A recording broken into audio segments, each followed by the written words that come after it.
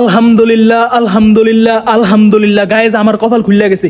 গতকালকে আমি আওয়ামী লীগকে নিয়ে একটা ভিডিও বানাই, আর ওই ভিডিওটা অনেক ভাইরাল হয়। জনকল্যাণ পার্টির চেয়ারম্যান জনাব খায়রুল দেওয়ান সাহেব ওই ভিডিওটা আমার দেখার সাথে সাথে উনি আমার সাথে কন্ট্যাক্ট করে এবং বলে যে আমার মতো লোক যদি জনকল্যাণ পার্টিতে যোগদান করে তাহলে জনকল্যাণ পার্টি অতি দ্রুত সফলতা অর্জন করবে, এমনটাই উনি আশা করেন। গোপালগঞ্জ শেখ হাসিনার আসন থেকে আমাকে নমিনেশন দিয়ে উনি ওনার দলের যাত্রা শুরু করতে চাইতেছে, আর আমিও হ্যাঁ বলে দিছি।